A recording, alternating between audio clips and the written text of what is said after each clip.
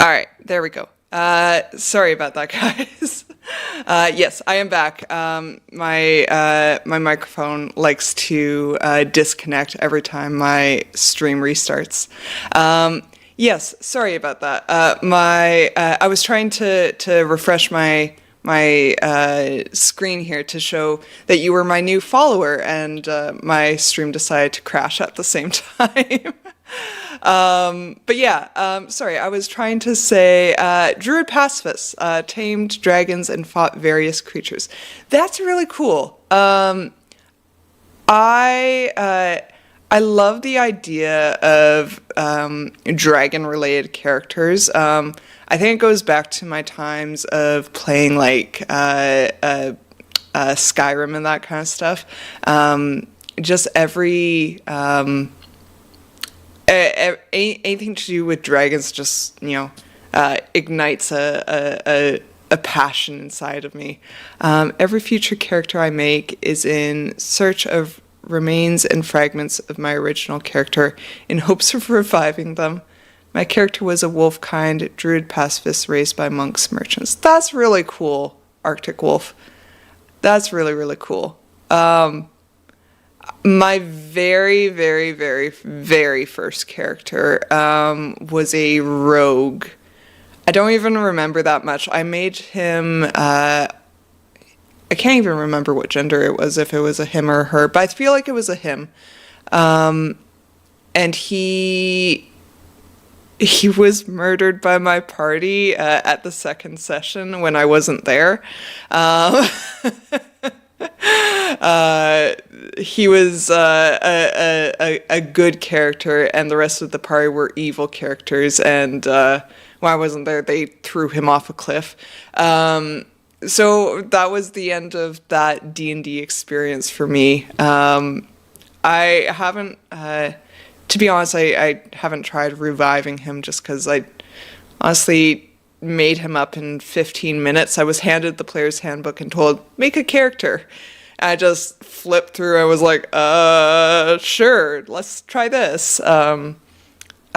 He was probably a tiefling, I imagine, because I liked the aesthetic of tiefling. The final battle was traumatic. After like 2 years, it was going to be a 5-way battle against multiple armies. My character was able to convince all other armies to form a truce against an undead beholder army. DM thought we were strong enough. Ooh. Undead beholder army. That's cool. I like the aesthetic of that. Just an army of beholders. One round and half the party dead. Oh, geez. Yeah, that might be like a it could just be bad dice rolls. That's completely possible, but I feel like after one round, if half your party is dead already, that might be a balance issue, which is a valid thing. Some DMs are starting out and they don't realize how to balance things quite yet, or they think, okay, yeah, this looks good, and they eyeball things. They might not do the mathematical calculations associated with balancing an encounter. It's a learning experience. D&D is a learning experience, but hopefully that DM has learned how to better balance encounters since then. I pull out the book that I stored 2 years of Firestorm spells in, put every single defense spell and healing item on my cleric, then just tossed the nuke. The enemy didn't die, took out half the country.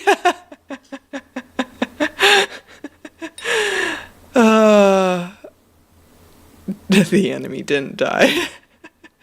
This is for the greater good. Cutscene to the aftermath of the nuke, the nuclear attack. My cleric, who was going to save her ring to revive her partner, revived me instead and pulled out an hourglass to mend the spell. Aw.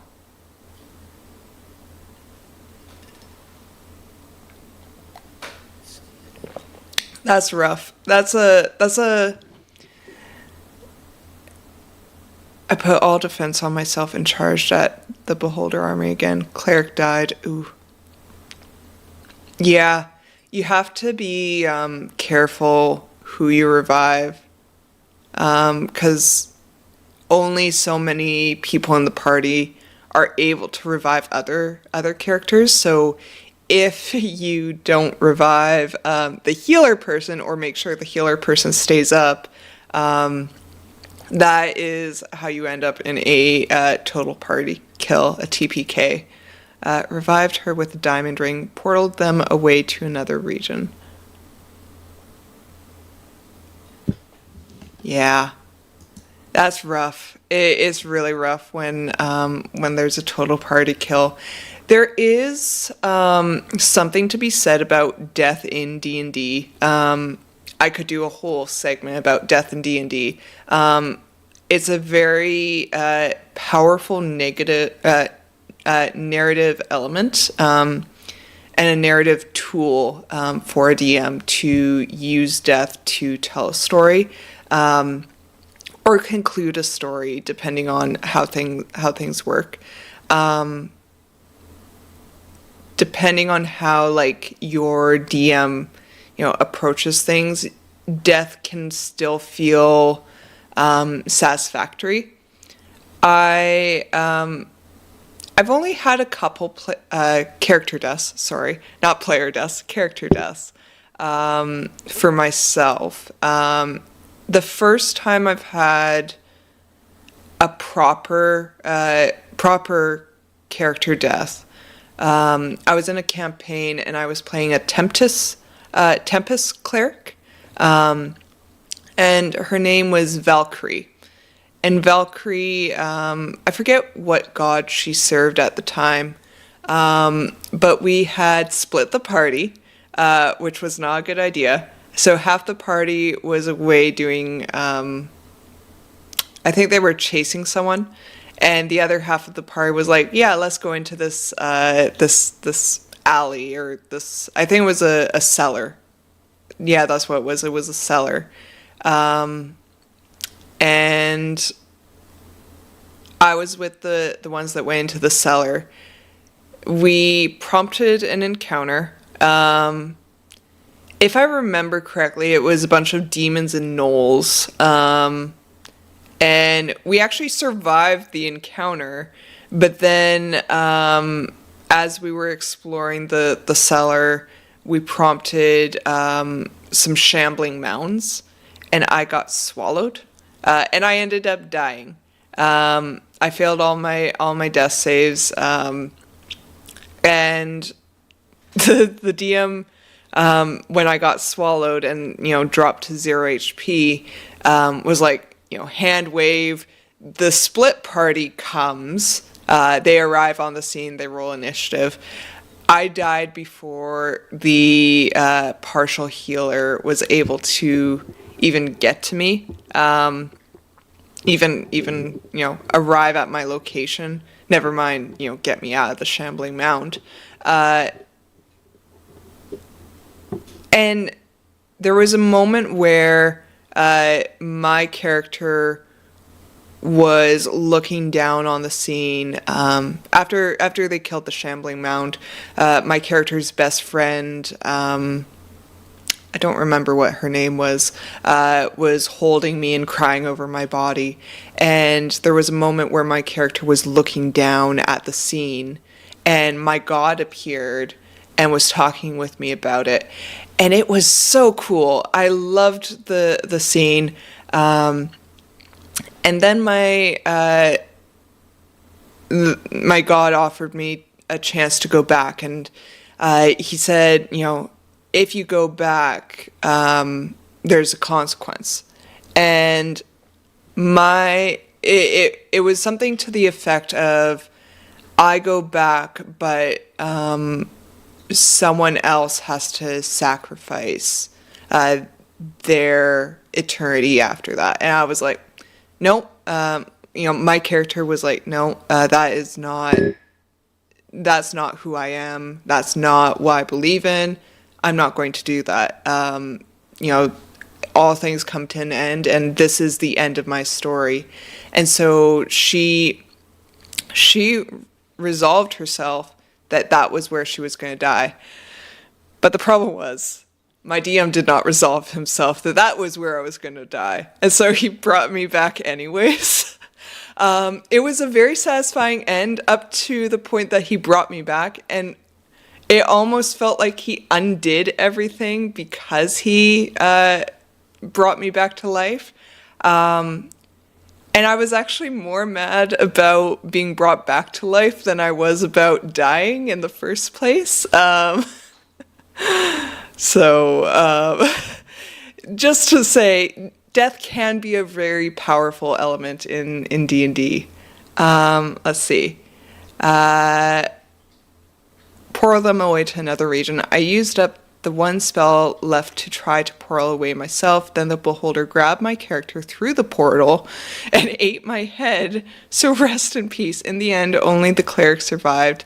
DM did post-game. Our souls chilling in afterlife with Death Reaper, and narrator came on saying my journey will resume 2,000 years from now. So now every future character I make is in search of, remnants of my original character, all connected. Still can't believe I managed to take out a country at level 15. I wonder what the violet candles, those merchant monks who raised me, think of my actions. I'm in the Discord now. Nice. So welcome to the Discord. So I'm one of the admins there. We have 2 other admins and a team of about 8 or 9 mods. First thing I'm going to say to you is check your PMs for a message from our bot. Is a little CAPTCHA thing to confirm that you're not a robot, because we have quite a bit of influx on Discord nowadays with bots invading servers and then getting access to private message members and send them scams and all sorts of malicious links. So now we have a bot that allows you to confirm, yes, you're human, and then you will get access to a channel called Guild Exam, which is where you have a chance to access the rest of the server. Just did the bot stuff, I think. Perfect. All right. Next up, you'll have it's called Guild Exam. It's just a little Google Forms submission. It's completely open book. You can open up our main rule book, and all of the information you need for that exam is located in that document. And it's just some basic reading comprehension about some of our rules. So please check it out. Take your time with it. If you have any questions, let me know. All right. I don't know what a paladin is. Paladin is a type of class. So you've got your main classes like Bard, Barbarian, Fighter, Cleric, Warlock, Wizard, Sorcerer, Ranger, Druid. I'm probably missing one. Artificer, Monk, those kinds of things. So each class dictates certain elements of the character that you create. So the question that you're probably on is about the hit points. So specific classes get certain hit points based on their class. So some of them are what I would call tankier classes. So they get more hit points as they level up. And some of them are squishier classes, so they get less hit points as they level up. So your hit points are determined by your class. All right. So There's a couple things I want to cover today, guys. So I want to cover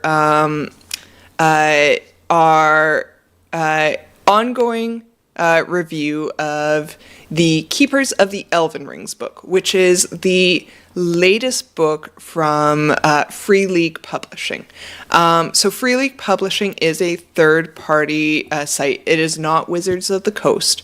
However, Wizards of the Coast recently allowed the Lord of the Rings for role-playing for 5th edition core supplement to be available for purchase on D&D Beyond.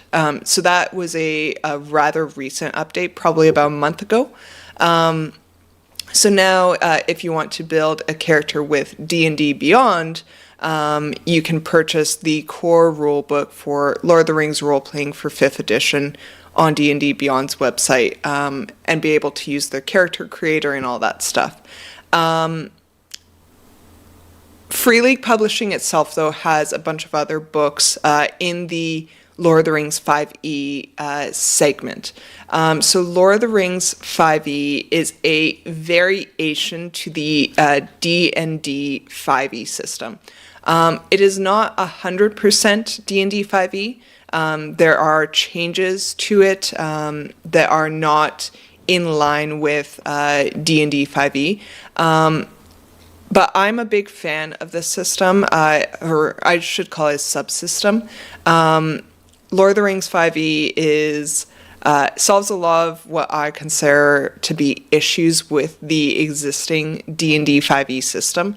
And it makes it fun to play, because who doesn't want to play in Middle-earth? What if I get some questions wrong? I'm not good at math. That's okay, Arctic Wolf. If you get questions wrong, we have a team of what we call bookkeepers and welcome team members who review all the questions you submit, and they will be able to reach out to you to say, hey, this is a question that maybe you need to expand upon, or here's a section of our rulebook that you can reference to find the right answer to this. So don't worry if you get things wrong. There's not like a set amount of times that you have, 3 strikes you're out or anything like that. You can take the exam as many times as you want until you get the right answer. But we have a great team of staff who are able to help you along with that quiz until you get to a point where you answer it correctly. I'm not very good at English. That's okay. So far, you've been very eloquent, so I don't think that there's any issues with reading comprehension. We've got a lot of people on the server too that English is not their first language. As long as you have a basic understanding of English, that is the biggest thing. Yeah. So Lord of the Rings 5e, Free League Publishing has a few different books. Latest update is about 3 weeks ago. They announced their latest book, Keepers of the Elven-Rings, and the One Ring system equivalent called Realms of the Three Rings. So these two books are basically the same content. The only difference is how they apply to the different systems. One being D&D 5e, the other one being the One Ring system. So each one will have some different information in it regarding the mechanics of how to apply what you're reading. But the basis content, the lore inside, the artwork inside, that kind of stuff, is all the same information. So this was announced about 3 weeks ago, and 3 weeks ago it was available to pre-order this. Now, if you pre-order something on Free League Publishing's website, 2 things happen. You do get the opportunity to, or I shouldn't say the opportunity, but you do eventually get the physical hard copy book in the mail.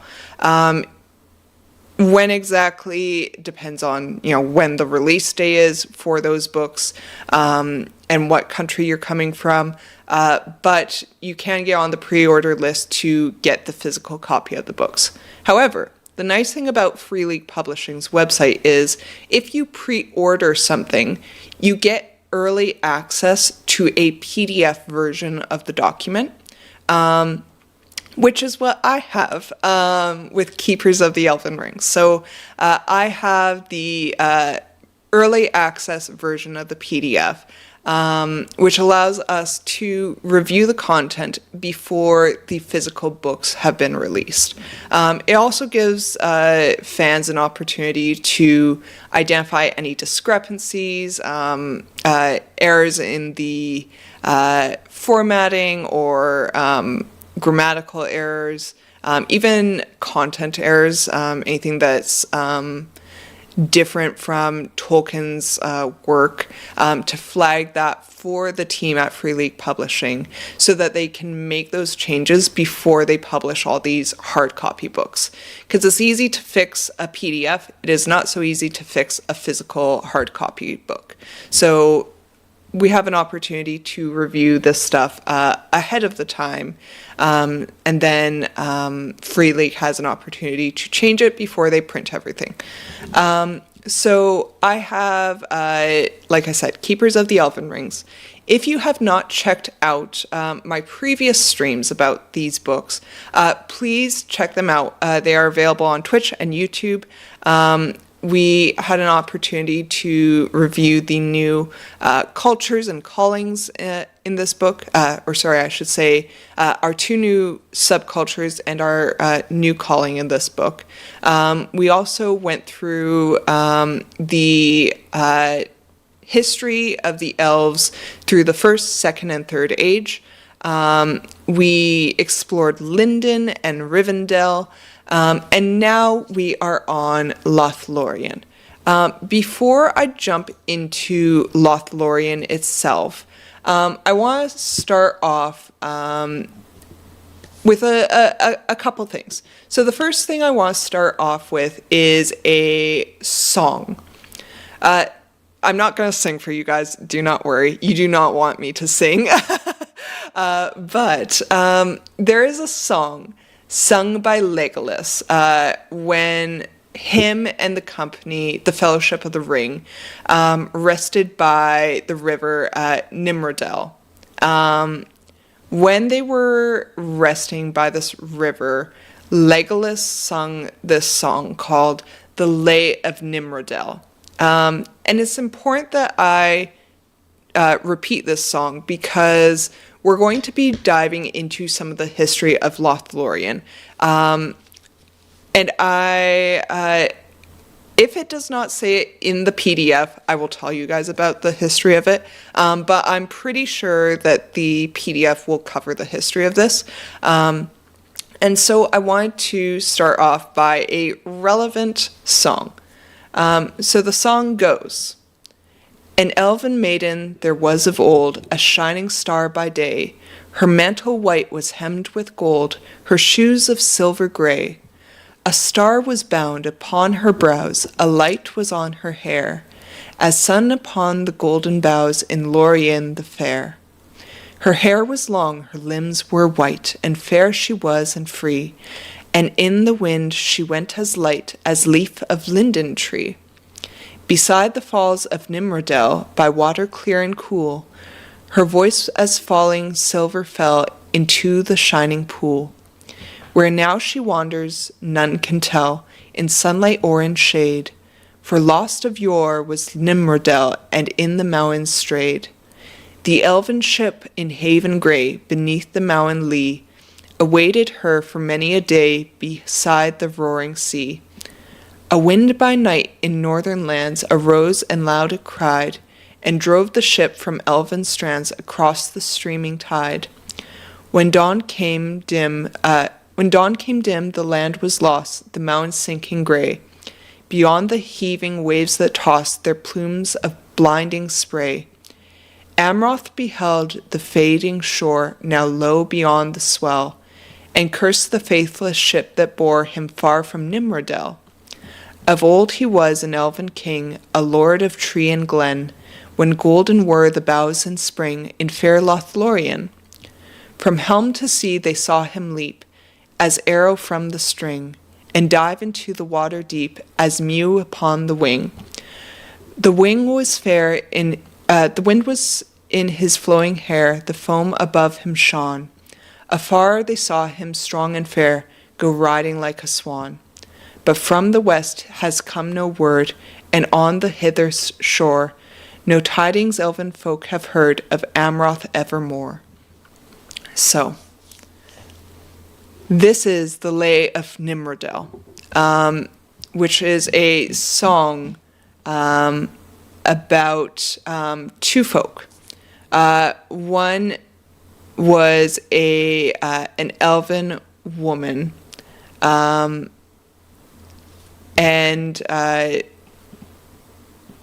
the other was a elven man. So we talk a little bit about Amroth, who was a king of Lothlorien. Actually, the last king of Lothlorien. And he had a great love. And this great love was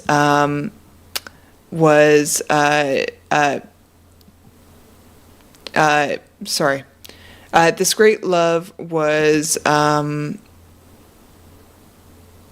someone that he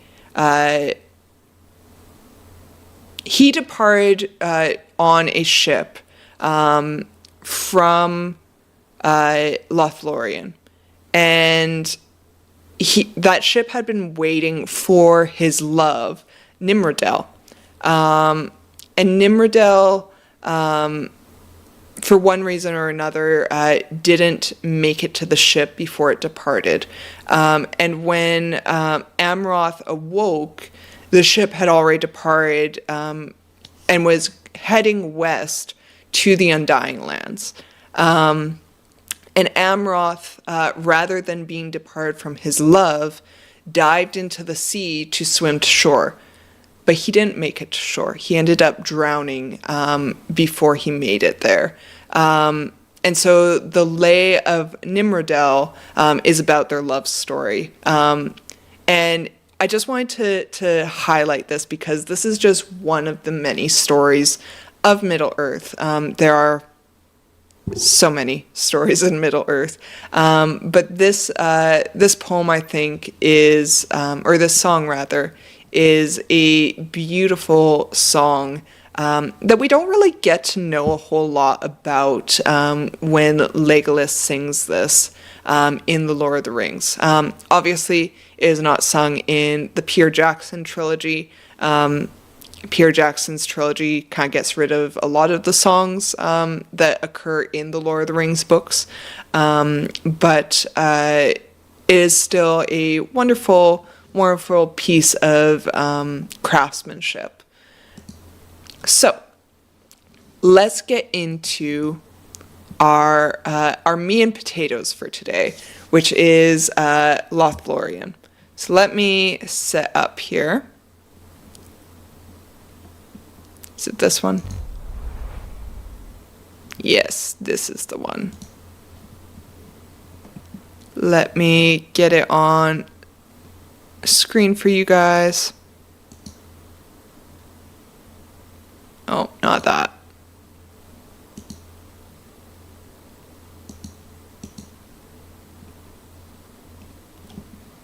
Thank you so much for the follow, Never Normal. I appreciate that. I hope that's what that stands for. NVRNRML. It looks like Never Normal. All right. Let's see. Screen capture. Oh, that's why. I just need to set it. There we go. All right, let's zoom in.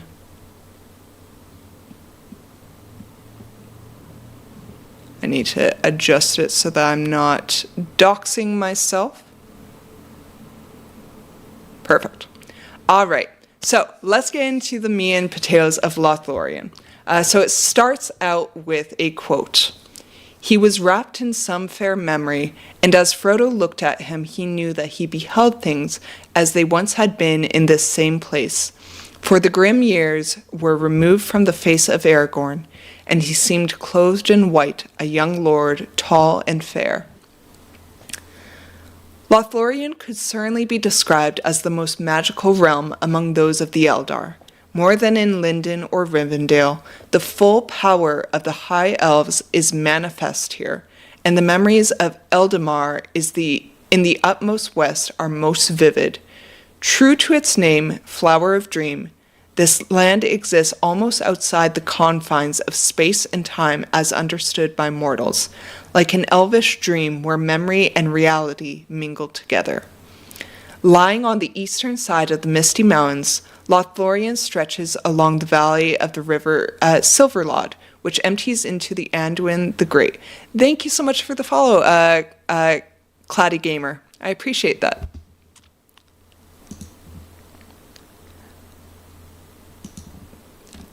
You got her. Hi from Reddit. Thank you so much, Never Normal. I appreciate it. All right. Hello, everyone. Lying on the eastern side of the Misty Mountains, Lothlorien stretches along the valley of the river Silverlod, which empties into Anduin the Great. Here dwell Celeborn and Galadriel, the Lord and Lady of the Wood. They are regarded as mighty among the princes of the West Elves and rule over a population composed primarily of Sylvan Elves, the Galadrim. The history of Lothlorien is long and complex. Its first inhabitants were wood elves who, during the starry nights before the sun and the moon rose, forsook the great journey to dwell in the forests and grasslands east of the Misty Mountains. They named the valley of the Silverlod Lindorninand, which in their tongue meant Vale of the Land of Singers. It was only at the beginning of the Second Age that king came to Lindorninand. A grey elf lord led a group of his kinsmen east of the mountains, where they mingled with their long-lost brethren and were acclaimed as their lords. The kingdom of Lindorninand was established as a successor to Doriath after its ruin, and its inhabitants kept its tragic lessons close to their hearts, isolating themselves and not allowing strangers to enter their borders and bring evil with them. So this elf lord was Amroth's father, who I definitely know the name of, Amdir. So Amdir became the king of Lothlorien, and then his son Amroth succeeded him and became the last king. So they were actually Sindar elves, which is, its own thing. To be honest with you, I don't quite keep track of all of the different types of elves as readily or as easily as some people do. But this Sindar elf was a great elf. Then we've got a lovely piece of artwork here. The only contacts the new king permitted with the outside world were the other survivors of Doriath, such as his kinsman Celeborn and the king of the Greenwood. When the elven smiths of Eregion fell to the seduction of Sauron, Celeborn and Galadriel left that realm to reside in Lindorninand, becoming close advisors to the king. It was during this time that Malorn trees were planted in the valley of the Silverlod, which soon became known as Lindorninand, the Valley of Gold. Celeborn and Galadriel were instrumental in convincing the king to pledge his support to the High King Gil-galad in the War of the Last Alliance. Breaking their tradition of isolationism, the warriors of Lenormand marched against Mordor, but they paid a dear price at the Battle of Dagorlad, when most of their numbers perished, their king among the fallen. As the Third Age began, Lenormand entered a new era under Amroth, the son of the fallen king. This is the guy I'm talking about.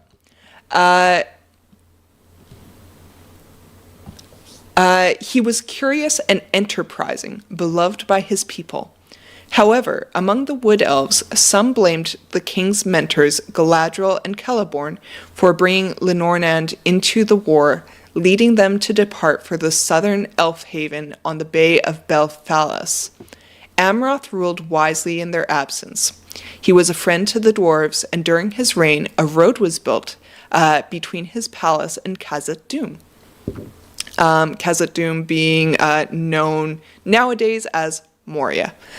But as the shadow rose in Dol Guldur around the first millennium of the age and spread through Mirkwood, Amroth became troubled and began contemplating the abandonment of Lornanand.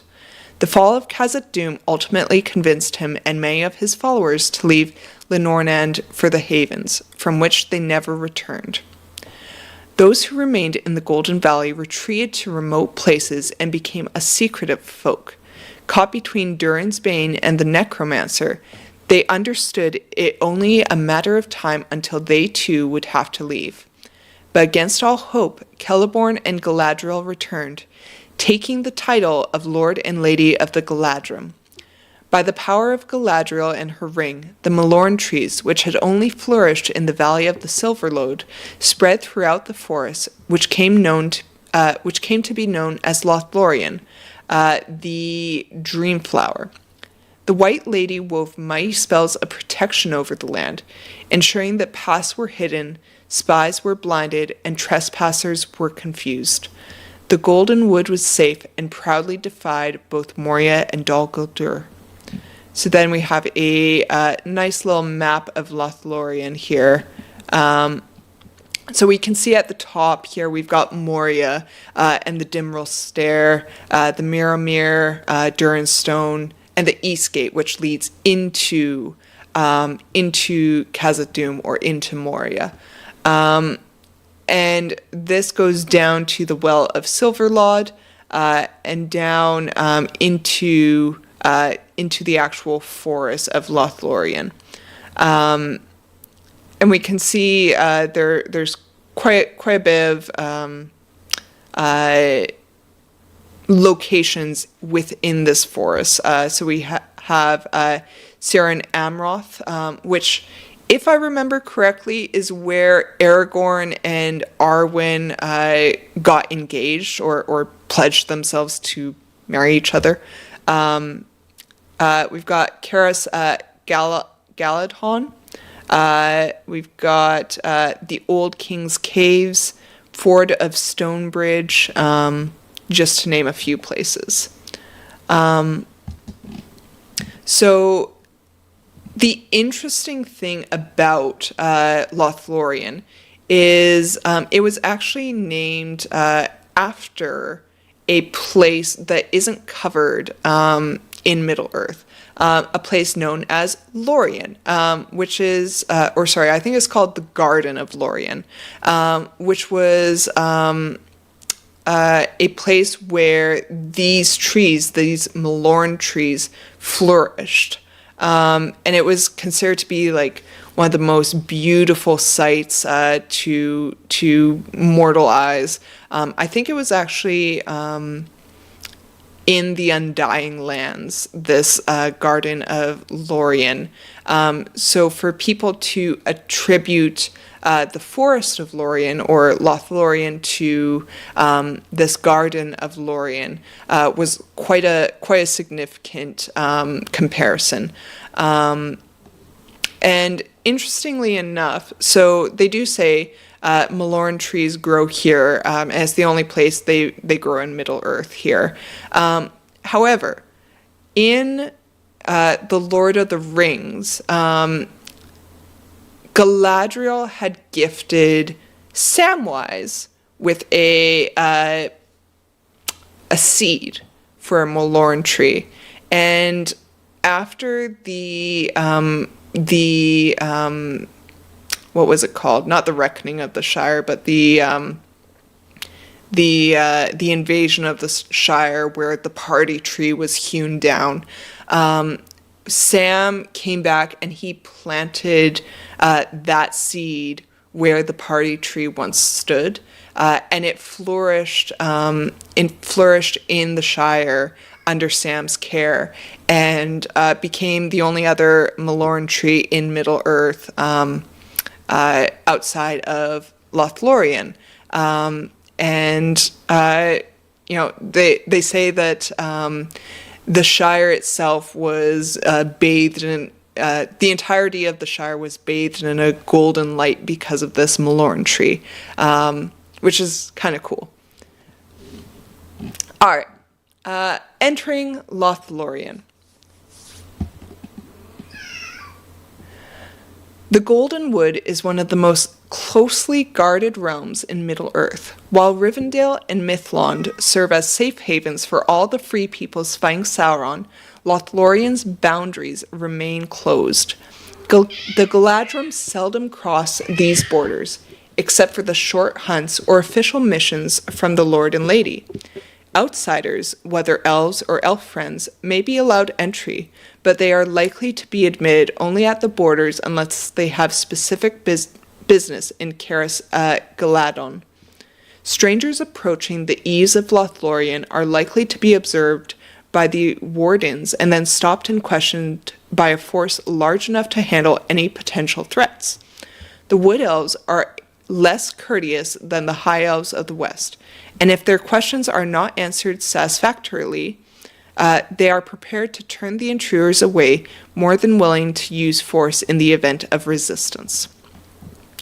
Lothlorien's laws admits no outsiders within the Nath, and even if someone is granted entry, they are blindfolded upon crossing the Silverlode or the northern fences, lest they learn the secret paths leading to Saren Amroth and Caris Galadon. Only the express orders of Celeborn and Galadriel can waive this measure. While in Lothlorien, elves are lodged in Telain or flets, whereas mortals camp on the ground or in one of the ancient caves used by the first Wood Elves. Mortals are always accompanied by a guardian and are never left alone. Even at night, they are discreetly watched over by someone in the trees above or by allied birds and beasts. So they've got a babysitter.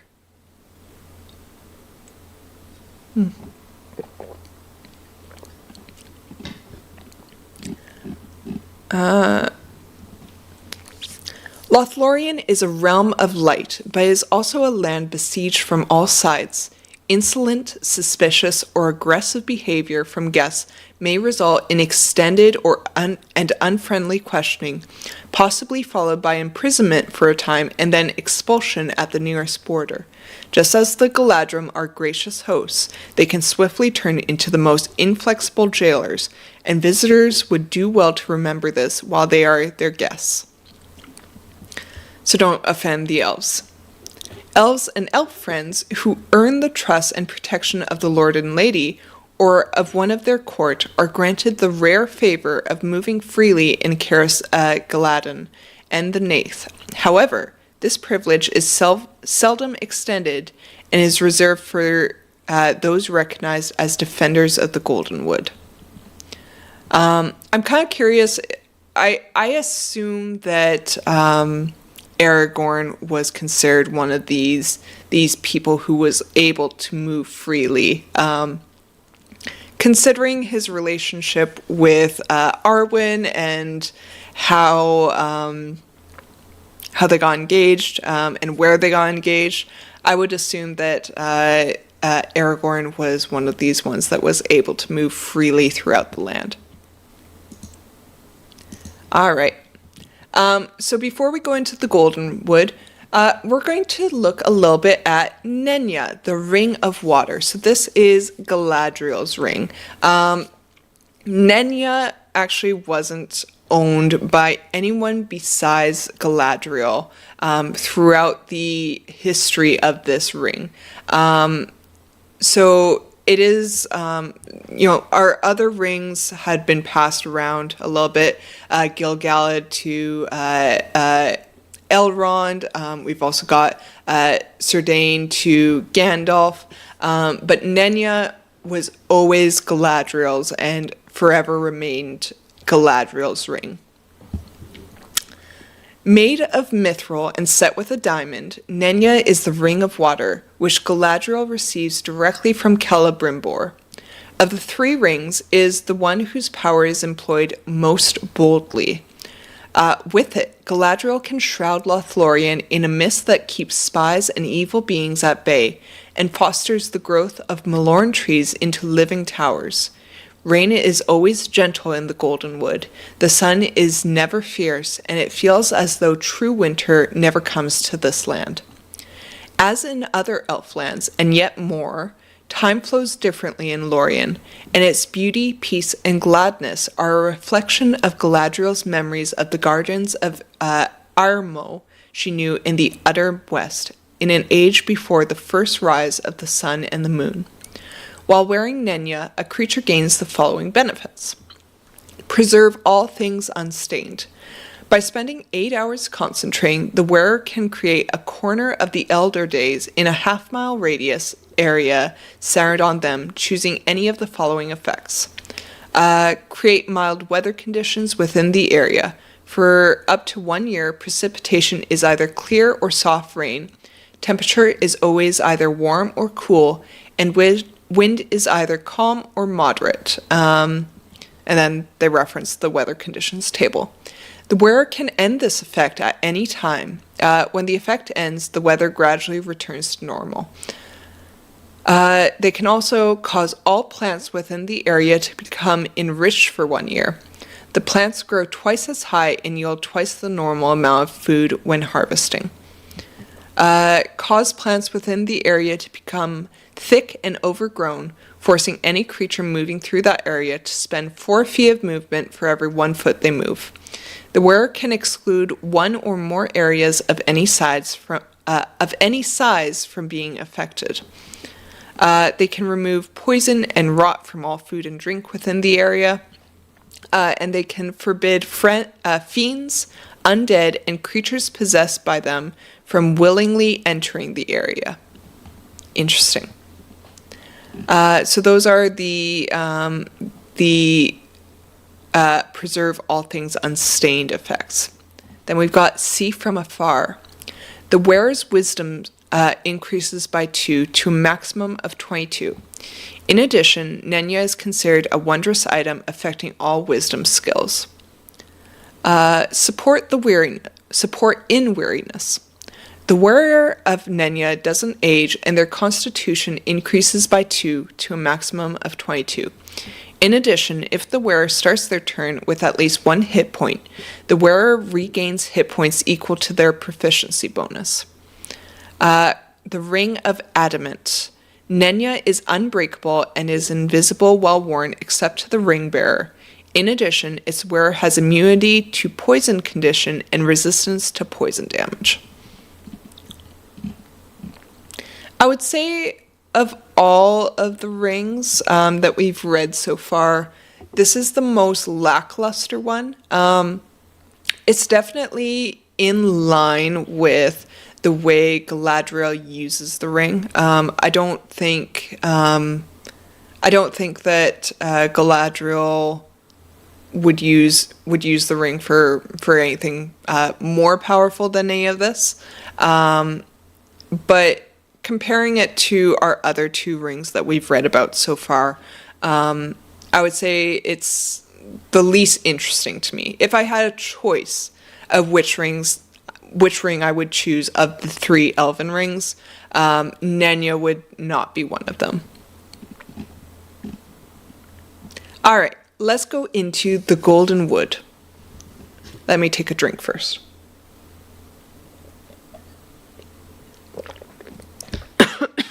Excuse me. All right. the Goldenwood. The forest of Lothlorien grows along the valley of Celebrant, the Silverlord in the common tongue. The elves refer to the woods north and east of the river as the Nath, or the Gore, as this land is shaped like a spearhead by the arms of the Silverlord and the great river Anduin. The land there is mostly flat and gentle, covered in Malorn trees, and is home to most of the Galadrim, particularly in the Egladil, the angle between the rivers. So that is, let's see.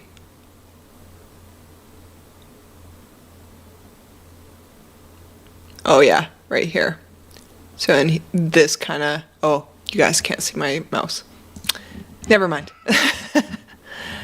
To the south and west of the Celebrant lie the Farnin, the woods of swift waters, a region characterized by rising hills and deep dells carved by fast-running, frigid streams descending from the misty mountains. This area is sometimes called Dorgwaetherion, the land of the shadowy streams. Once beloved by the Galadrim, its population has been declining since the fall of Moria, leaving it wild and mostly deserted. The Galadrim now visit only to hunt or guard the borders against orcs or other fell creatures. Malorn trees grow thickly near the river, but as one travels west and south, they gradually give way to oaks, ashes, and elms. Even though the power of the White Lady is weaker here, the Farninan remains a majestic woodland, wild and full of animals and plants that mortals would easily call magical.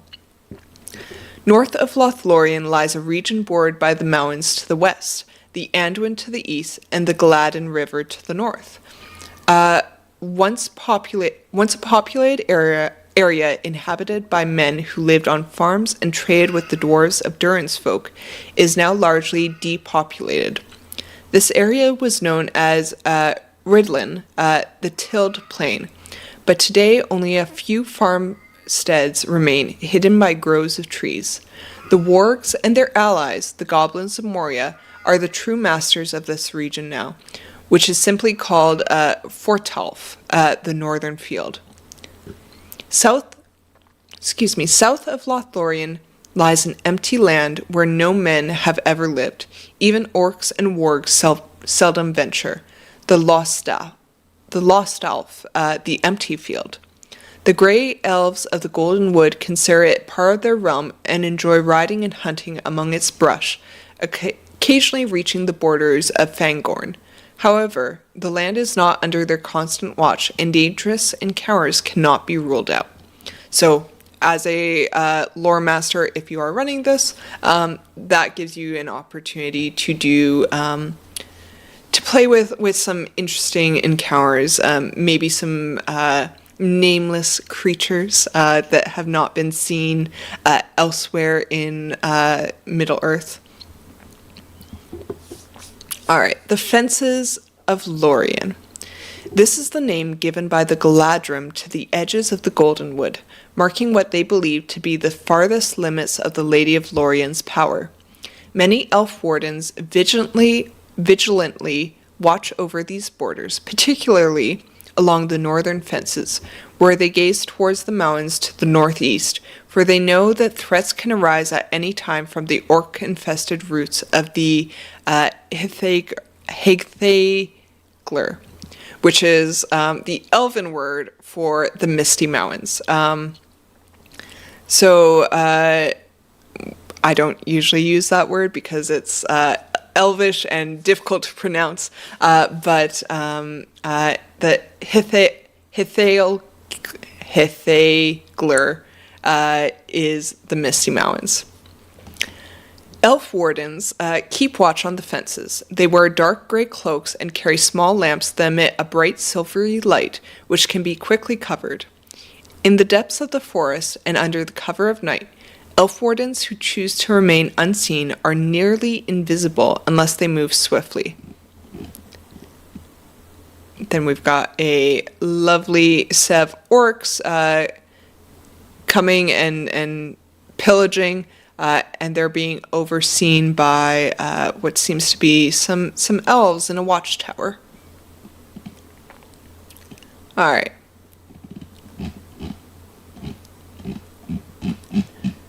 So now we're going to get into a couple different things. So we've got Lothlorien trees.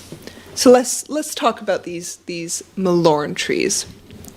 Lothlorien trees are native to Valinor and are said to descend from Lorelin, the golden tree of the Elder Days.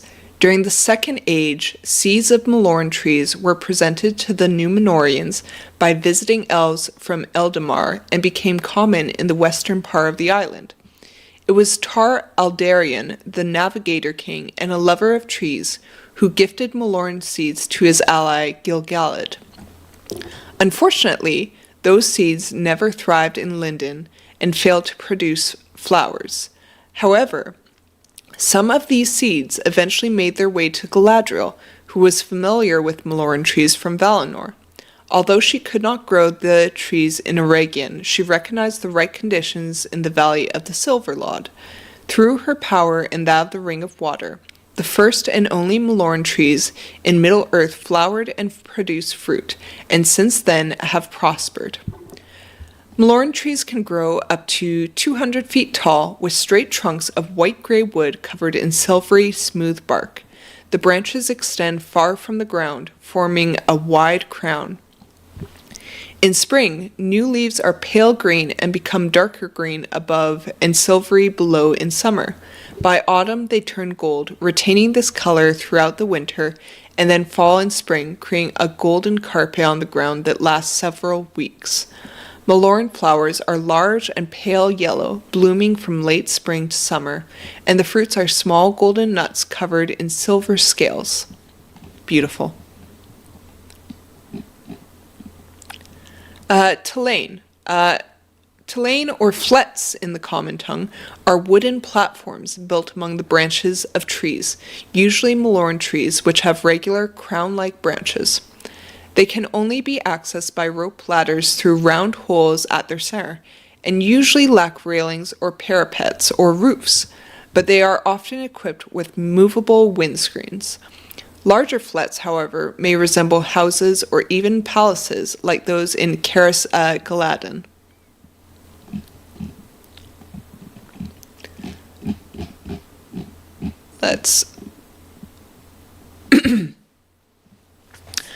Living memories. In Lorien, everything one experiences remains unchanged, destined to be experienced again and again if one returns to this realm.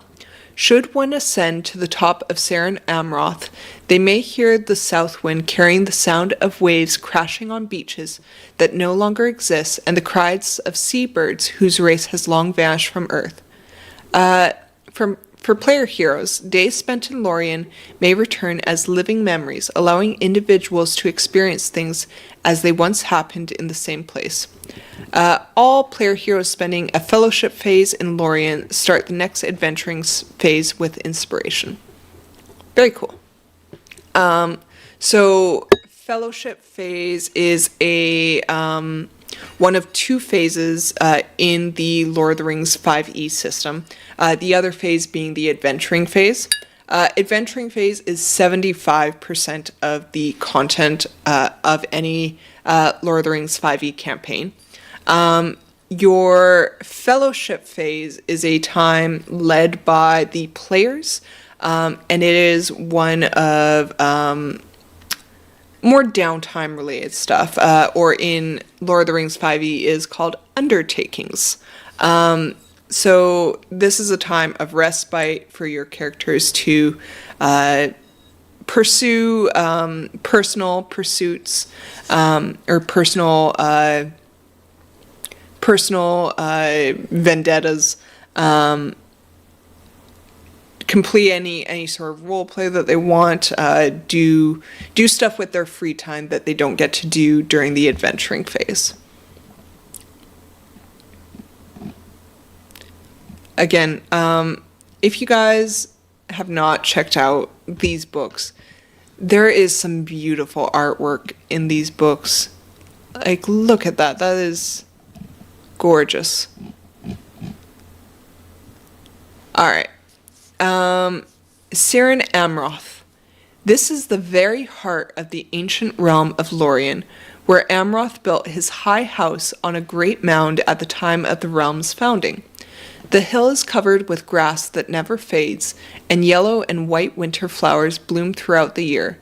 Encircling the summit like a crown is a ring of leafless Celebrant ash trees, their bark as white as snow.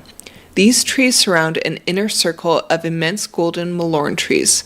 Towering above them all is a magnificent Malorn that rises from the top of the mound with a wide flat visible amidst its branches. This was the palace of Amroth, so the last king of Lothlorien. To the eyes of a mortal, time appears almost frozen here, more than in any other elfland. The light itself seems to spring from a source ancient beyond reckoning, illuminating everything as if for the first time since the world's beginning. This is the power of the Lady of the Galadrim, emanating from Caras Galadon and holding the entire land under its enchantment.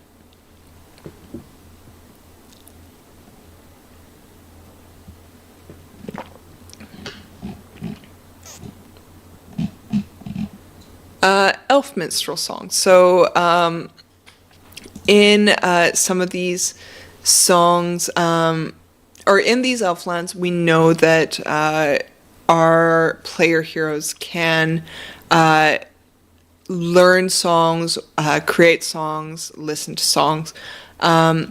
Here we have a D12 table, and it is said that the skill of the elf minstrels is such that they make the things which they sing appear before the eyes of those who listen. The words they sing seem to take shape, summoning dreamlike visions that the listener may never have experienced or even imagined. When the company spends a fellowship phase in Lorien, but also in other elflands, especially Rivendell, roll once on the table below to determine the type of song they were lucky to hear. So we've got Song of Lamentation, a sad ballad that brings tears to the listener's eyes. Yet not all tears are evil, and grieving can inspire determination in those with a steady heart. Song of Battle, a war song recounting one of the ancient battles of Beleriand. Song of Wonder, the minstrels sing of world-changing events or rare beauties witnessed by only a few, stirring the audience's desire to grow beyond their everyday lives. Song of Joy, a triumphal song of love, happiness, and victory over evil, encouraging the audience to sing along. Very nice. All right, and then we got some more artwork here. Looks like some dwarves and elves arguing.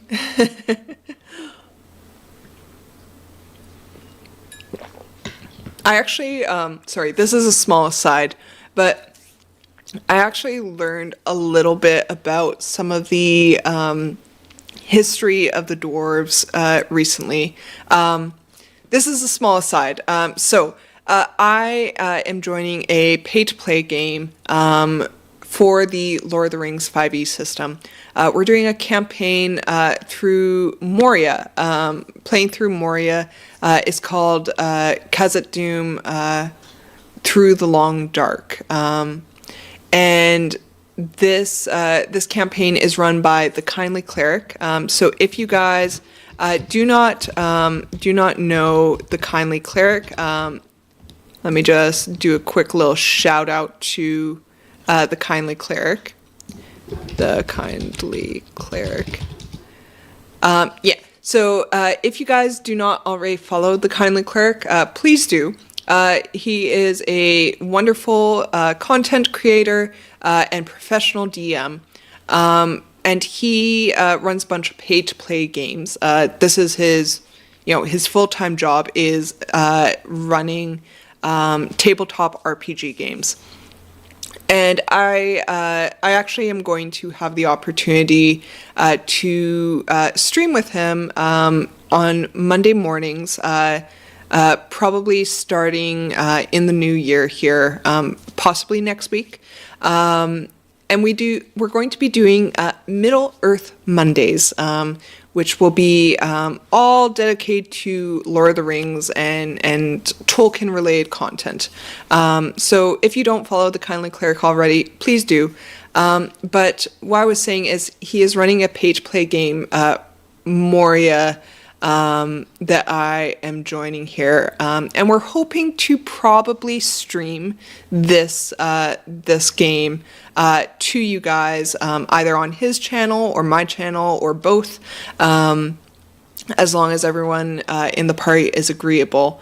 And I'm making a dwarf captain character, so I've been doing a bunch of research on dwarven lore, and one of the things I learned rather recently, and it actually makes sense on why dwarves hate elves so much. I know that there's a very complex history between the two of them, but one of the things I read up on is for dwarves. So there were the 7 fathers of the dwarves that created the 7 different clans of the dwarves, but there was also an 8th clan called the petty dwarves. And these petty dwarves were exiles that didn't really belong in any of the other dwarf clans. But they were smaller than regular dwarves. And back in Beleriand, the elves thought they were animals and hunted them for sport. And then when they came across to... what is it called? Belgost, and I forget what the other place is called, but back when they came across and met some other dwarf clans, they realized their error, and so they said, oh, sorry, we killed you guys. But obviously the dwarves did not forgive them because they had hunted them forever.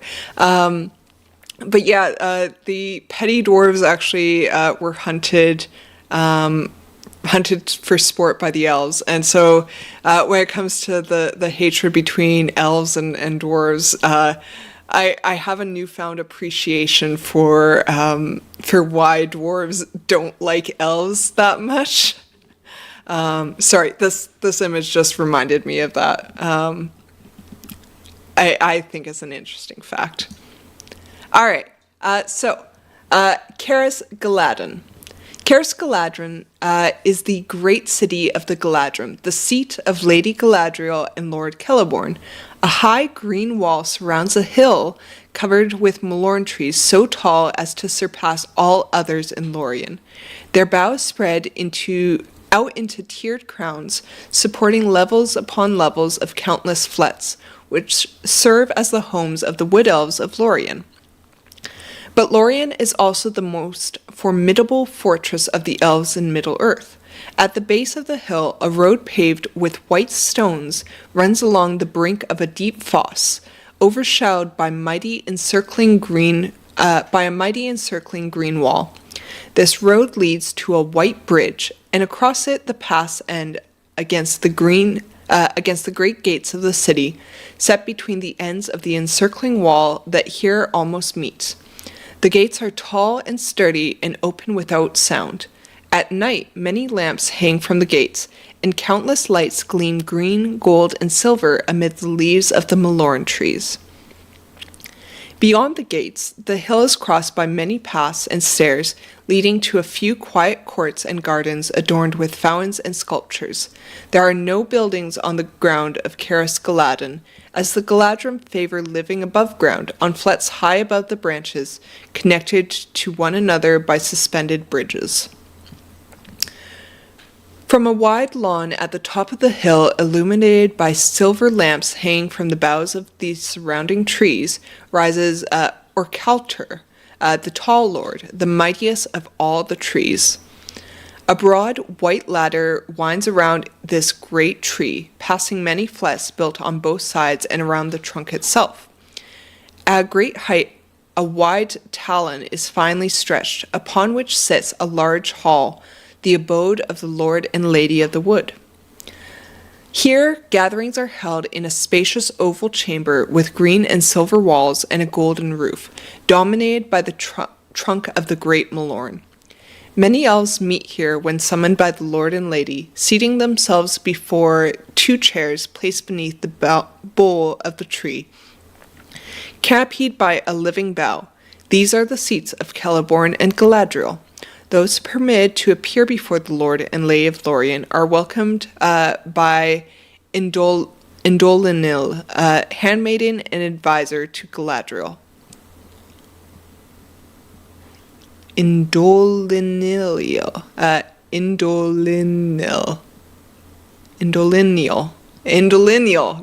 There we go. I've got the pronunciation down now. All right. The Old King's Caves. The first king of Lindon established his abode deep within a hill, where natural caves were expanded and transformed into a palace of an elven king. When Amroth became king, he abandoned the caves in favor of Seren Amroth.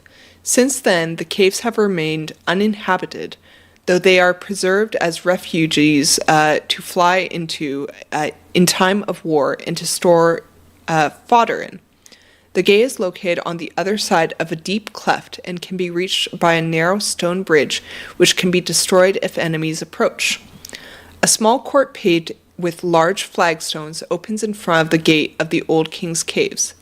This is a favored haunt of Gendelim, the minstrel, who comes here when in need of inspiration. He can often be found playing his harp, writing new compositions, or reminiscing about his youthful days when the caves were filled with life and he was just a young elf child. Oh, I need a drink. Did you guys notice my cup? This was given to me by my husband for my very first Mother's Day. Mom, a person whose coffee is always cold and whose heart is always warm. It's cute. It makes me happy. All right. Let's take a quick break here because I am out of coffee. And I need coffee. So we're going to take a quick 2 to 3 minute break here, just so that I can make myself some lovely stuff. Do not go anywhere. We will be right back to continue with the tongue and the ford of the stone bridge, and the rest of this chapter here. Stay tuned.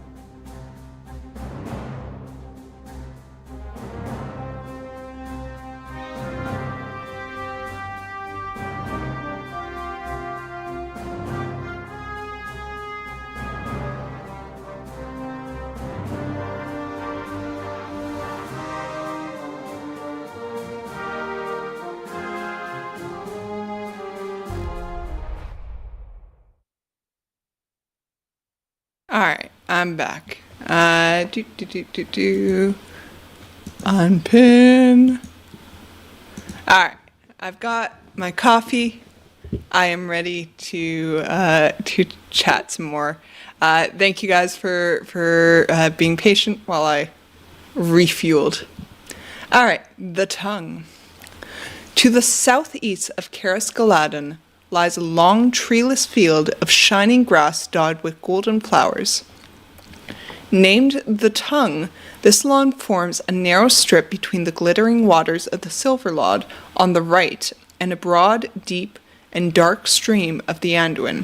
It is accessed by passing through an opening in a tall earthen wall that delineates the boundary of the woods of Lorien. On the bank of the Silverlod, the Galadrim may have constructed a wharf using white stones and wood. Many boats and barges of various shapes and sizes are moored here.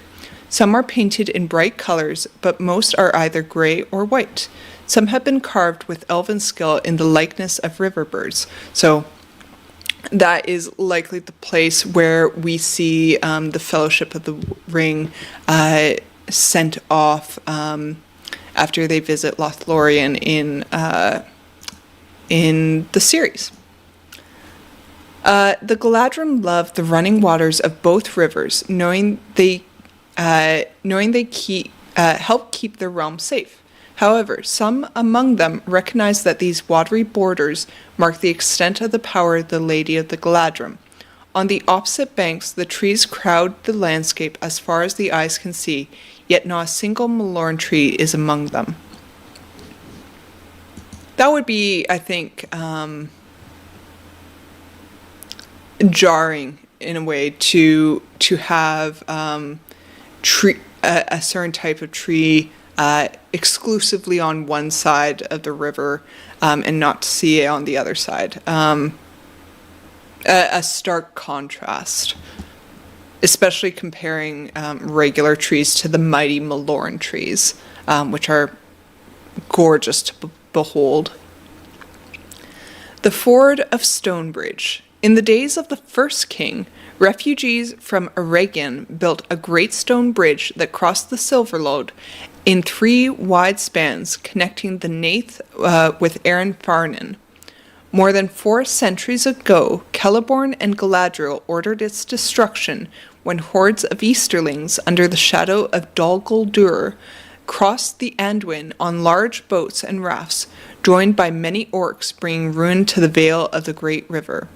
Today, the broken stones of the bridge remain clearly visible in the water and serve as valuable aid for those crossing the river.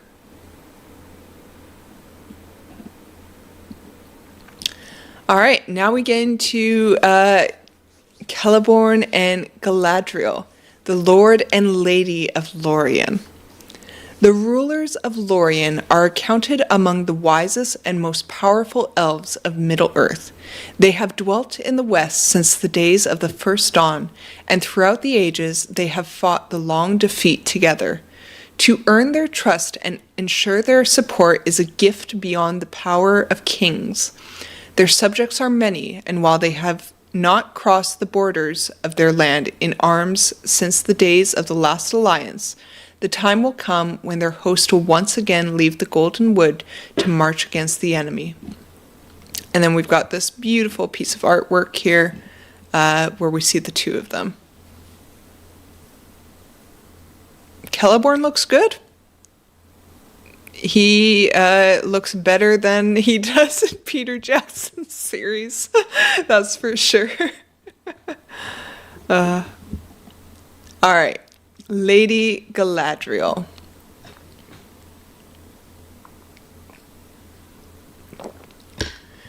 The Lady of the Golden Wood was born in Valinor, beneath the light of the two trees, and came to Middle-earth among the exiles. Mindful of their crimes, she chose to dwell in Doriath with her mother's kin. Here she met Celeborn. Haunted by a foreboding of future disasters for the elves, Galadriel and her husband left Doriath before its fall and traveled to Eriador, where in the early Second Age, they founded realms of their own. So this, I think, is where they probably settled in why can't I think of the name of it? Just to the north of the Shire, there is a lake, Avendum, I think. No, that's the hills of Avendum. Beside the hills of Avendum, there is a lake. And when we were reading a little bit about this, we actually read that Celeborn and Galadriel had lived there for a time. And there's a ruined city. Let me just see. Ruins of Eriador. There's a ruined city on the shores of this lake. Not Tharbad. Cardelaine. So Cardelaine is the place where the elves once lived, on the shores of. Let me find the name of the actual lake here. Or sorry, not Cardelaine. I need to find it. It's going to bug me if I don't find it.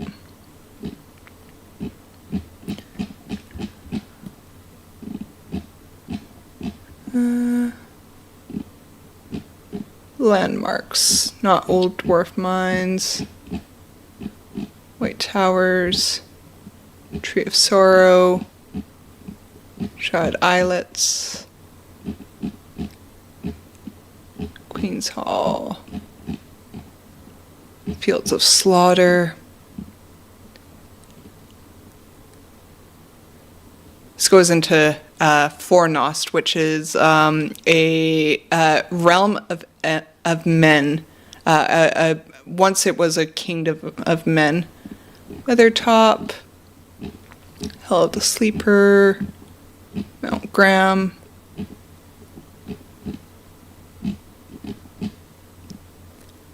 Fort Arliss, Ranger Haven,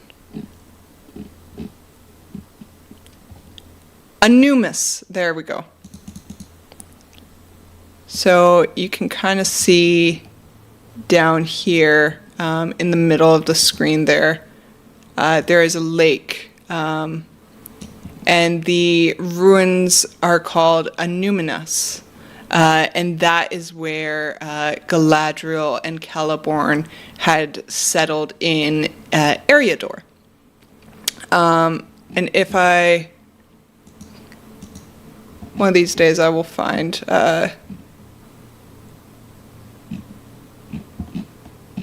it here, but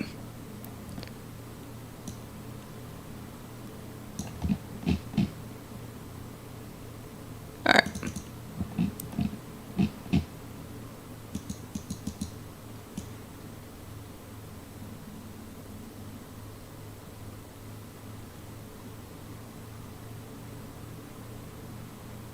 Yeah, I don't.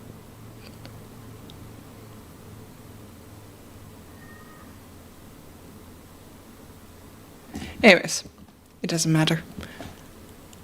I'm getting sidetracked. All right, so before Doria's fall, they traveled to Eriador and founded realms of their own. Galadriel took great care not to associate with the other princes of the exiles, nor to claim rulership over the Noldor in Middle-earth, even though she had the right to do so. Having refused the second summons of the Valar to stay and fight the Shadow, the straight road to the west was closed to her. The weight of her choice increasingly troubled her as her longing for the utmost west grew, yet this only strengthened her determination to see the world freed from the shadow of Sauron.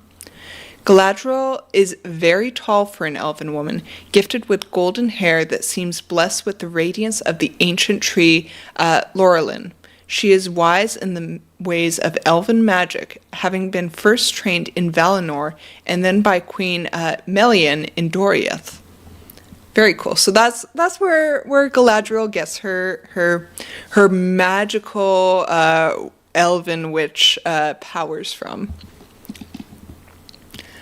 So we have a generic stat block for her for use in the Lord of the Rings 5e system. She is not meant to fight.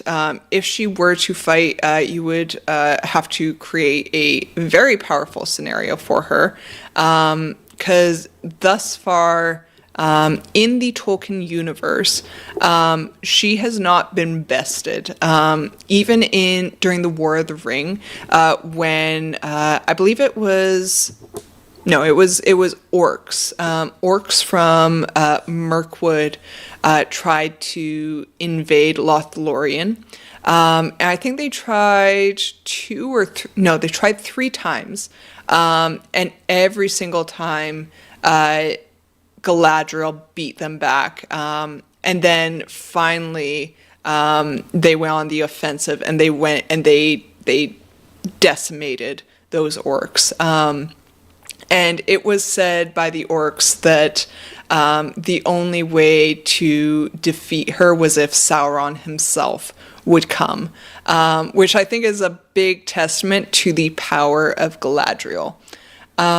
So we have just a generic stat block. This is mainly for rolling, like your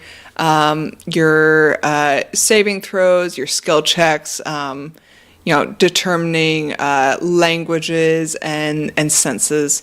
So she has an 18 in wisdom and intelligence, and a 20 in charisma. So she's very charismatic.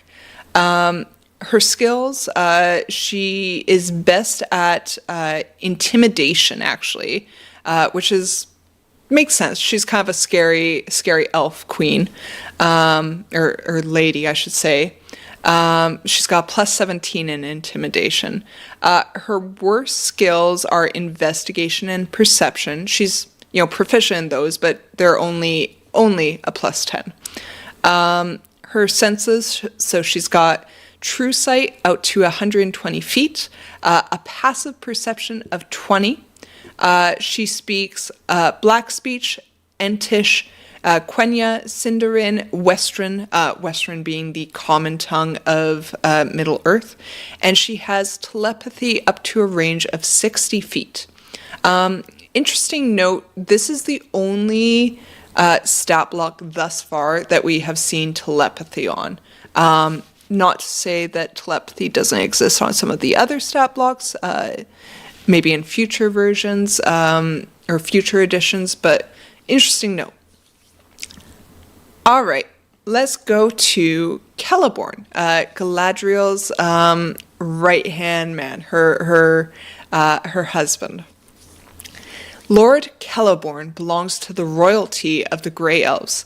He was born in Doriath in the Elder Days, and there he met Galadriel.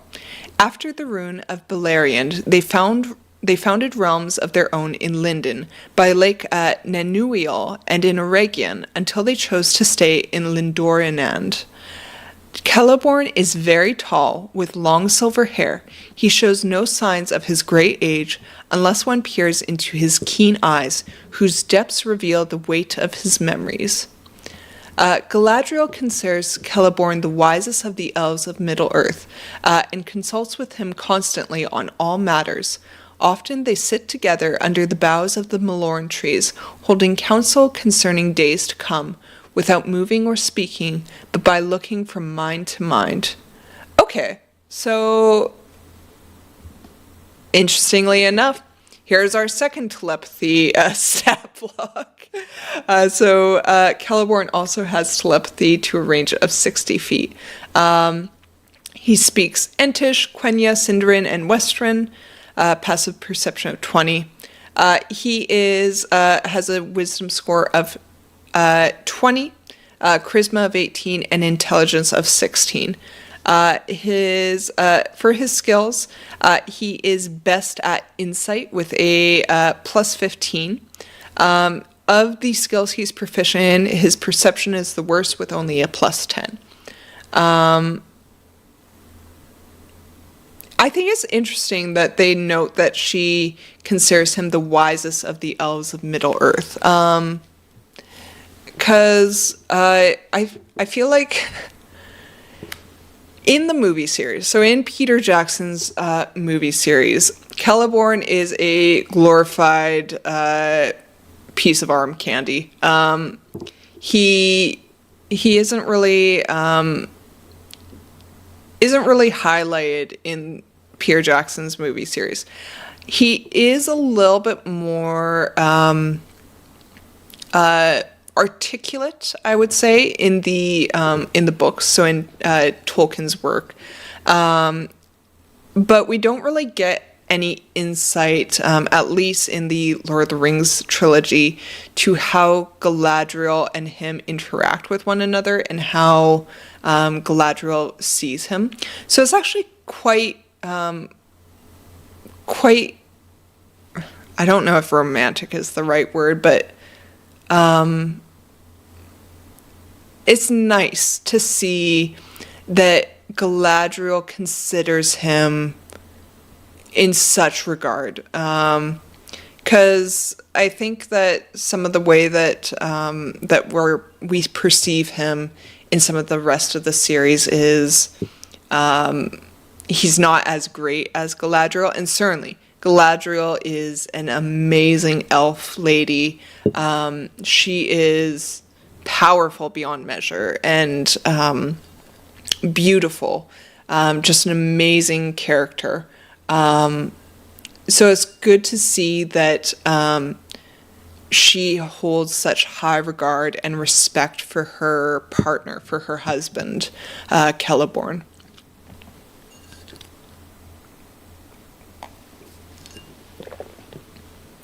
Celeborn and Galadriel as patrons. So in Lord of the Rings 5e, your quest givers for your player heroes are called patrons. Each patron has their own agenda, their own idea of what they want the party to do to further their cause. Certain patrons will be more interested in kind of warlike efforts, more battling against the enemy, ridding orcs from the lands, that kind of thing.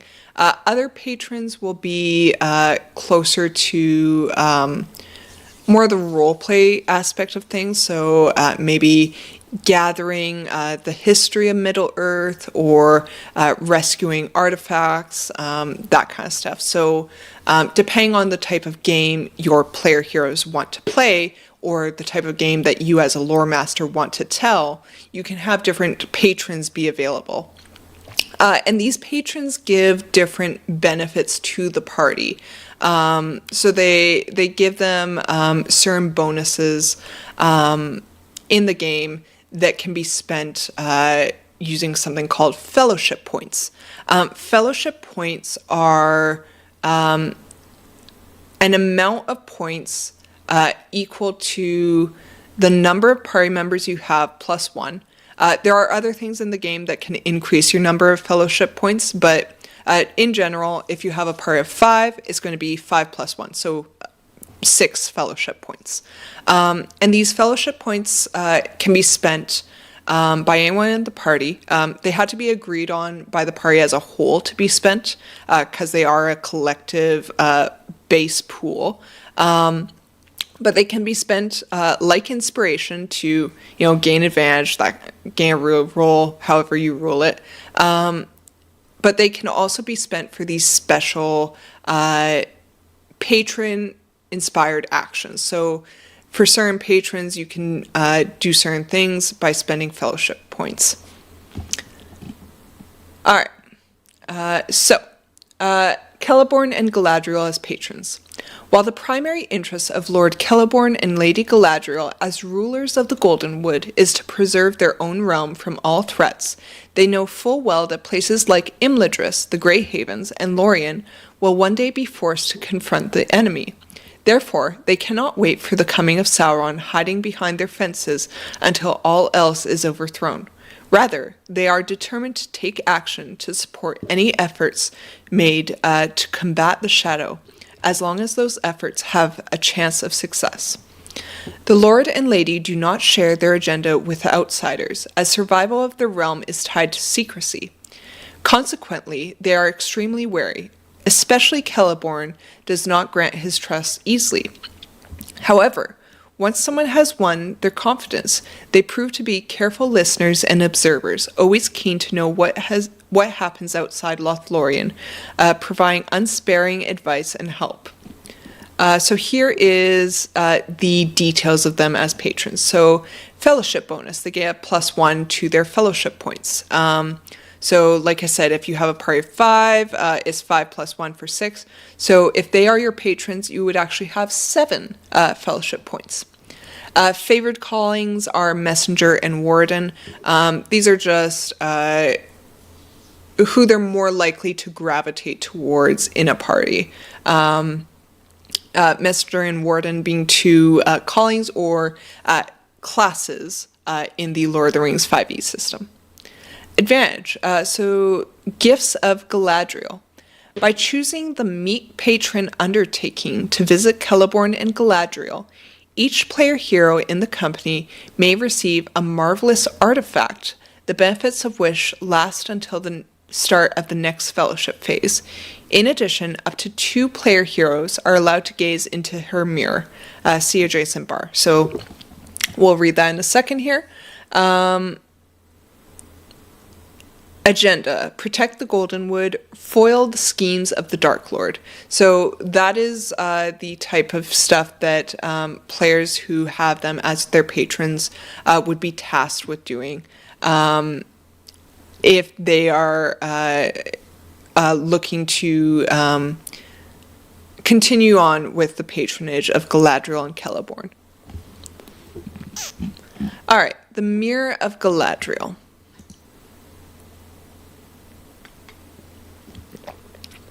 Galadriel's garden lies in the southern slopes of Caris Galadon, enclosed by a high green hedge.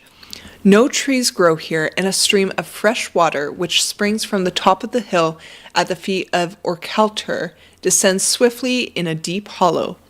A long flight of steps leads to its bottom, where a silver basin rests on a low pedestal. It is wide and shallow, and beside it is a silver ewer. The Lady of the Goldenwood uses the ewer to fill the basin with water from the stream, gazing into its reflection to perceive what was, what is, and perhaps even what shall be.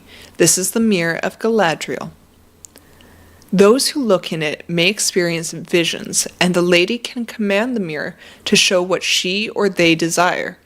But if the mirror is left free to work, then it may show things that are more interesting to those who see them. Yet such things are not always easy to interpret and may even prove dangerous. If the player heroes have Galadriel as their patron and choose the Meet Patron undertaking during the fellowship phase, up to 2 player heroes encounter Galadriel and are allowed to gaze into her mirror. So not all players in your party, just 1 or 2. Or even none, if none want to gaze. Before looking into the mirror, players are free to tell the lore master what they wish to see by specifying a subject such as a person, a location, or an event. Alternatively, they may leave it to the mirror to decide. Then each player hero looking into the mirror rolls a d12. If the roll is a 1, the player hero experiences a harrowing vision that provides insight but also gains them 1 shadow point that cannot be reduced or cancelled in any way. So we'll take a quick aside here. So shadow points are a system in Lord of the Rings 5e. It is kind of like the flaws of D&D 5e, but way better.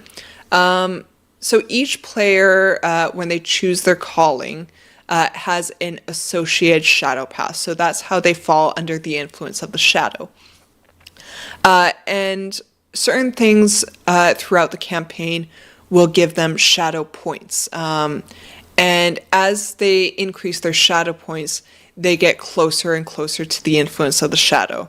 And when their shadow points reach their wisdom score, they have to undergo a bout of madness, which resets their shadow points, but it descends them further down their shadow path.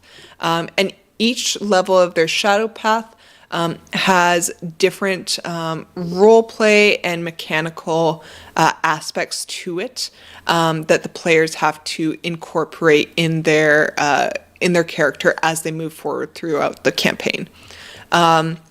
So gaining shadow can be done by doing misdeeds, seeing harrowing stuff that weighs on their heart and their mind, being terrified by things.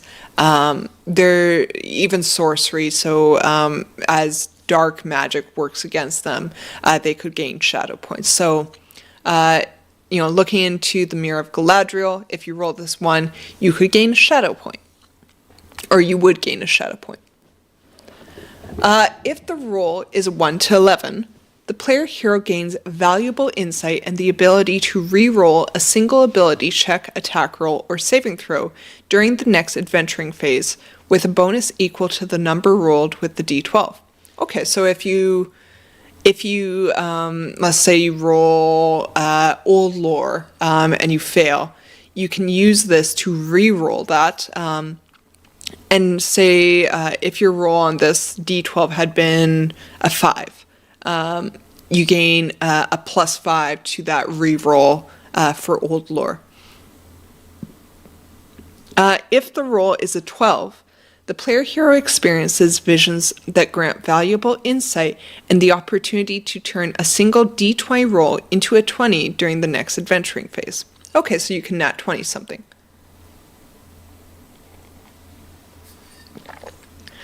It doesn't specify, but I imagine as a lore master you would want to establish whether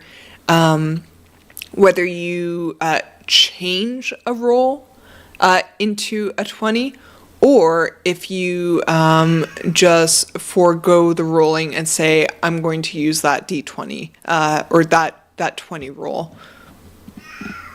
So you probably want to specify as the lore master, or if you're a player, clarify with your lore master. The lore master must ensure that all visions experienced by looking into the mirror will eventually prove useful to the company, including those provided by a roll of 1. If a player hero chooses not to specify a subject, the visions are more likely to relate to the current gaming circumstances. If uncertain about how to define the details of a vision, the lore master may choose to provide the player hero with a rumor. Okay, so that's, I think, a good default ruling is, if your players don't specify and if you as the lore master can't think of anything, you just pick maybe a rumor about the Black Numenorians or about the White Hand of Saruman, something like that.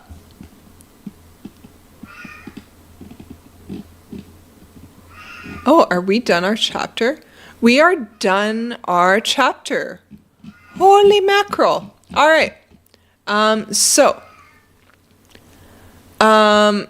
Interestingly enough, unlike when we went to Rivendell and Lindon, in Lothlorien we didn't get like a dedicated map for Caras Galadon.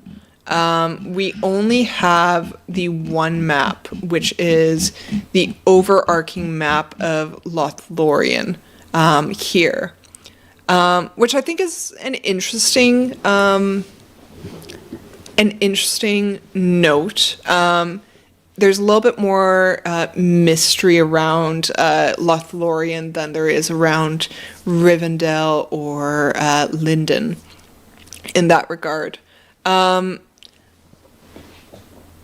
In a way, I kind of like it, but I am a DM or a lore master who prefers more theater of the mind settings.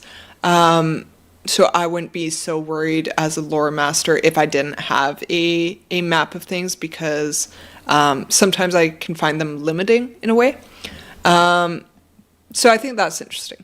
All right, so what do we think so far about Lothlorien? Do we like the information provided? I think that they, in the beginning, outlined pretty clearly the history of Lothlorien in such a way that it wasn't overly complicated.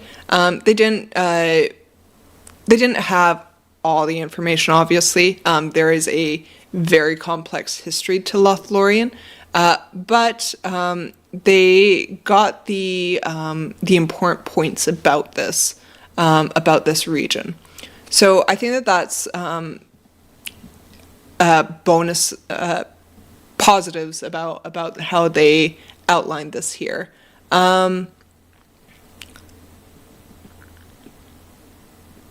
I like the mystery of Lothlorien. I would say that of all the of the three places we've read about thus far, Lothlorien feels the most mystical of the three. I can see this being a big point of intrigue for the characters and a big role play aspect of the game. There's opportunities when you're talking with Galadriel or Celeborn to learn information or gain insight to something. Big role play opportunities there. With the visions of Saren Amroth being able to see memories that you haven't had before, you can incorporate some old lore and some history there as a lore master, whether it's pertinent to the character or pertinent to the storyline you're trying to tell. It gives you an opportunity to share something that maybe the characters haven't asked about, but is vital to your work as a lore master. So there's some great opportunities there to utilize those mechanics. There's definitely some stuff in this that I think it could be expanded upon, and maybe we will expand upon it a little bit more when we get into the specific locations in the later halves of this book. Just as a reminder, this is only chapter 1. We still have chapter 2 and chapter 3 left. So I'm pretty satisfied, I think, thus far. All right. Let's take a sneak peek at what we'll be exploring next, because we have 2 other chapters left. Chapter 2 and chapter 3. So chapter 2 being The Days Darken. This is, let's see, we've got Dark Designs, which are some opportunities for you as the lore master to incorporate different campaign or story beats into the story. It's inspiration for you as the lore master. Let's see, what's this? Perils of the Last Road.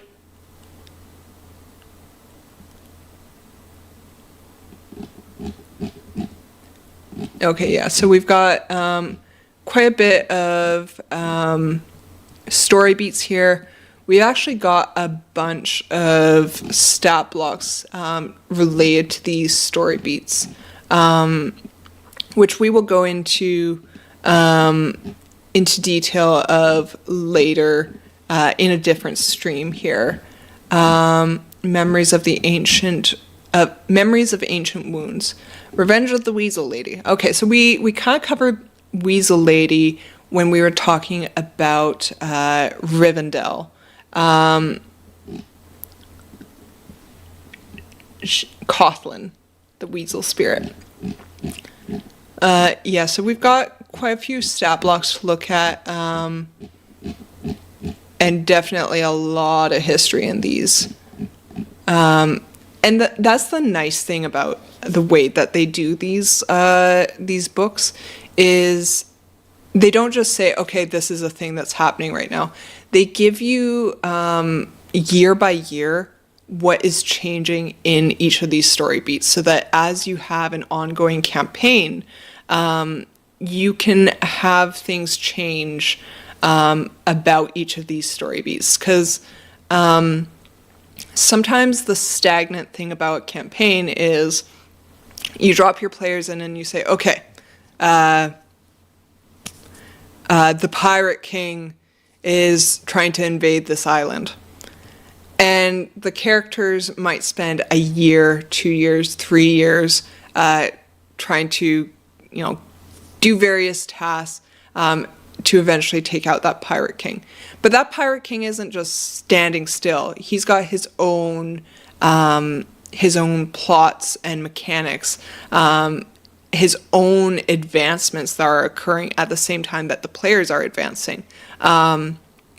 So to have a complex story, you have to have things changing and advancing.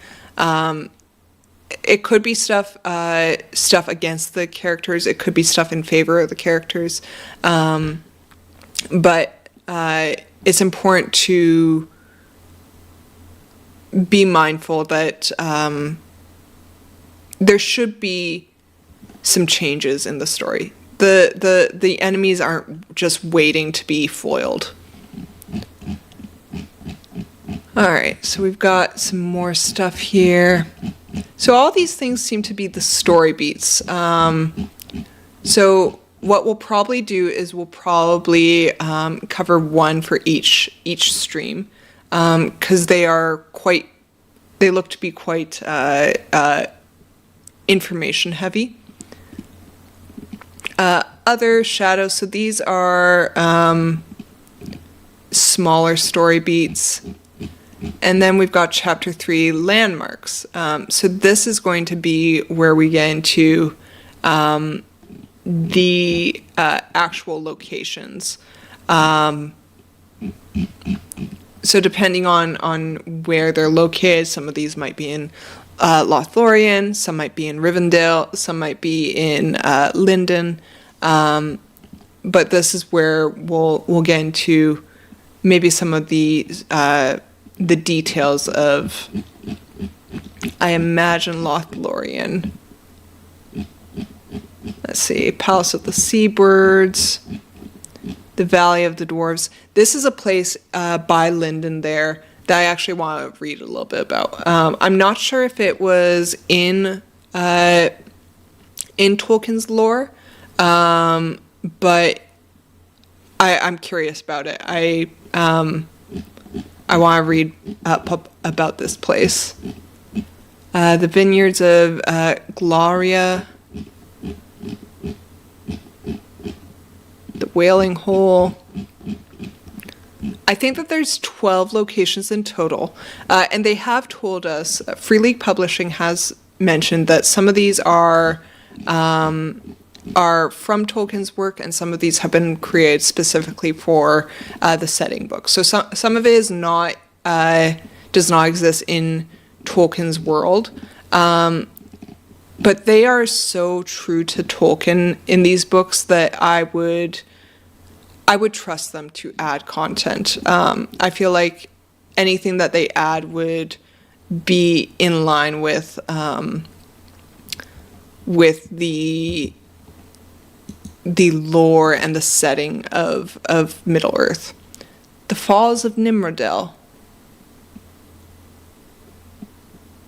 So this was the elven lady that I was talking about, that was Amroth's beloved, in that song, The Lay of Nimrodel, that I repeated earlier. The ruins of Dwarf Ferry. So this was to the north of to the north of Lothlorien there.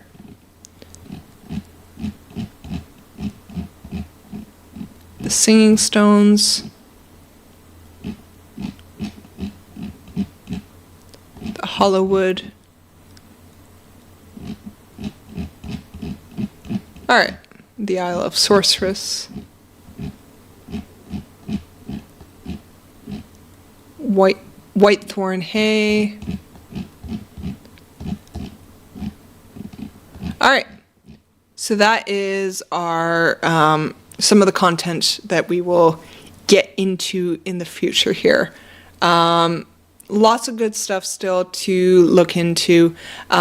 Next time we stream, we will go into some of the story beats in Chapter 2. I'm looking forward to it. I hope you guys are looking forward to it. I am going to end our stream here for the day. I've been streaming about 2 hours, but if you guys like the information that I am presenting to you, please like, share, follow, subscribe. I am on Twitch and YouTube, Twitch being the Phoenix, THEPH03N1X, on YouTube, the.Phoenix, THE.PH03N1X. I am also on Blue Sky, which is like Twitter but better. So on Blue Sky, I will usually post when I am about to stream. So if you want to follow me there, it's thephoenix.bluesky.social, THEPH03N1X. Probably next Monday, I'm going to be streaming on Middle Earth Mondays with the Kindly Cleric going forward, as long as everything works out. So if you guys like what we're talking about, please follow the Kindly Cleric. He does great content, and I'm looking forward to streaming with him. Again, thank you guys all so much for joining me today. Thank you to all of our followers today: Arctic Wolf Artist, Never Normal, and Clyde Gamer, I believe is how you pronounce that. I appreciate all the follows today, and I hope everyone has a fantastic Monday. Happy holidays. See you guys next time.